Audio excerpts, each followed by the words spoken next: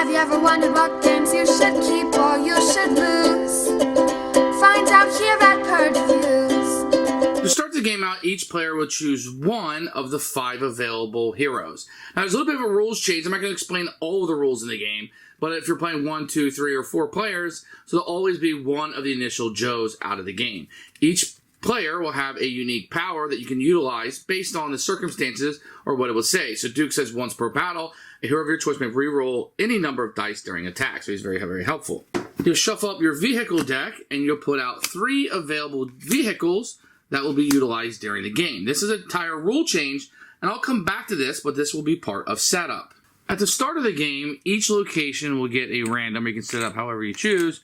They kind of show you where it's going to go. So this will tell you that you will put out 2 of these in the location with the beaker. And you're going to do this, and now we're going to put out 3 where that rook or castle is located. So they will go in New York City. And you'll do this 4 times, continuing to put these guys out.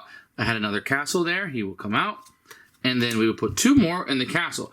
So when these get to a location, so this one has 5 on it already, it will actually panic, and you can put out a panic token on that location which says, hey, this one is full, and they will go counterclockwise to the next location.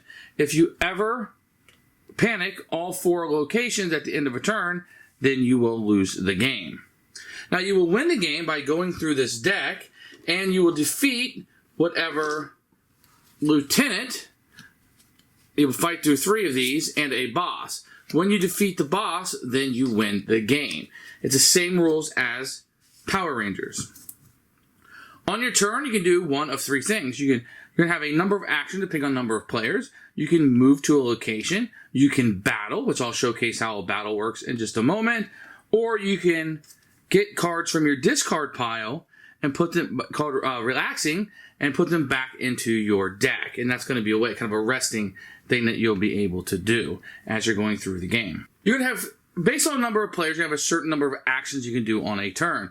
One action you do is simply move to anywhere on the board. So let's say I started out of here on Space Station Delta. I could just move over to the Cobra Temple. It does not have to be adjacent to me. I can move anywhere I want for 1 action.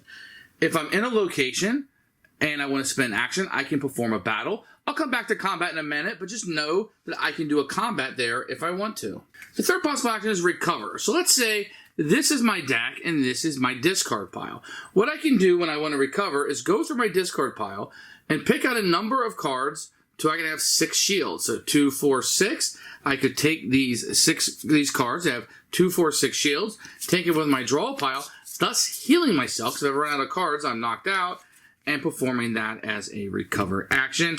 And then the remaining cards would stay in my discard pile. When I do so, I also take one of the energy tokens, and I can have a maximum of 1 energy token. The only caveat to that is if I ever move back to the center, which you can tell there would be no battles there, I can take all of my cards in my discard pile, get my energy back, and shuffle them. And then that's a full heal, but it does require the action of staying there and having to spend another action to move out in order to battle. One of the new aspects of this game is that you will have these vehicle cards that are out that you're able to purchase as the game continues. As I defeat these foot soldiers or henchmen, they will be on this tracker right here. You can never have more than there are circles. Anytime during a battle, if I want to spin these guys, which at some point I'll need to, I can take them off here. I got 1, 2, 3, and I could buy a card spinning the cost. I couldn't buy the 4 or 5 because I only had 3, but during a battle or anytime I want, I could buy the missile system. Use this card after an enemy card is defeated by an attack, deal excess damage from that attack to a different enemy card. Once I utilize that, after the battle, a new card will come out and be available. So this system is a little bit different than the Zord system that you will see from the Power Rangers, and this is the main difference between the 2 games, so be aware that that is occurring. This little board is where combat is going to happen. So if you fight a character from the game, let's say it's a boss, he will come up here. Anything that's fast will always move over there, and then you'll have the guard that will be there. So if I put fast out there, these are already fast, they stay there, and this would bump down, and I would be set up like that.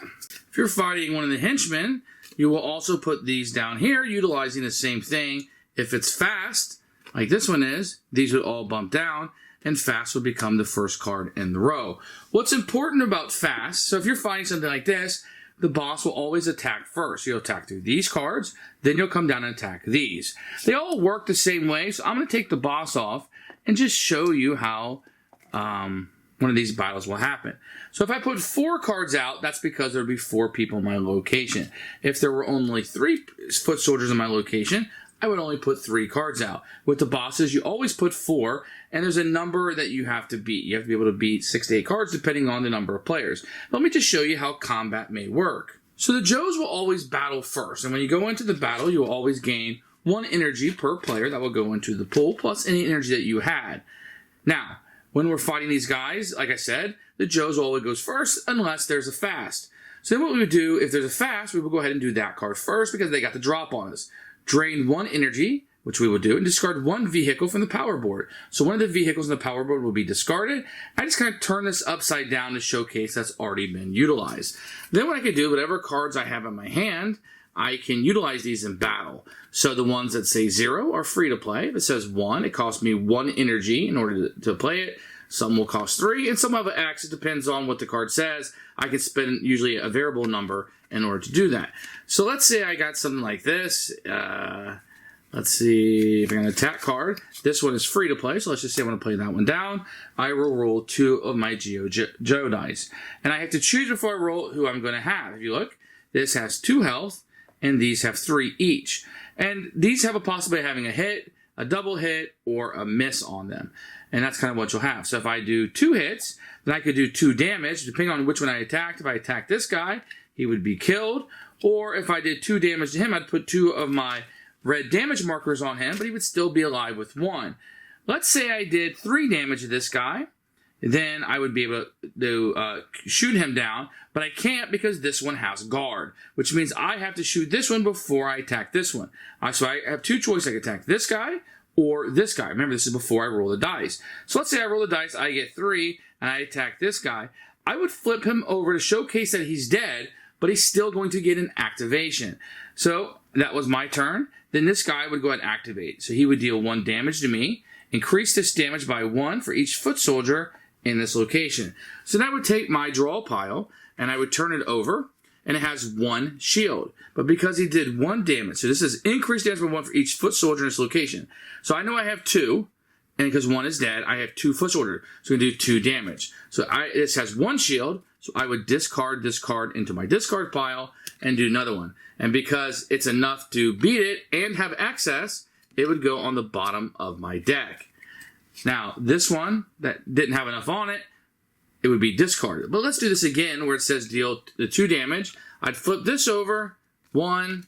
I'd flip this one over 1. And because it's equal, they both would be discarded. So that's kind of how that is going to work. And then this guy, he is activated. I would be able to play another card from my hand. I could choose which card I wanted to do, etc. Say I played this, and I did some damage. This guy would then activate, and the Joes always get 1 additional activation. Whoever I kill would go on the board, so I could buy vehicles with them, and that's kind of how that is going to go. In order for us to win, I have to defeat a boss and do a number of damage to it, or they need to panic all of the locations. The other little caveat is, at the beginning of the game, there's going to be a number of these energy tokens that will be placed in the command center. Every time a hero is knocked out, I have to spend 1 of these. Think of these as like a game, life, and a video game. Once I lose all my energy tokens that are there, then the entire team will lose the mission. And that's a quick overview of how you play G.I. Joe Mission Critical.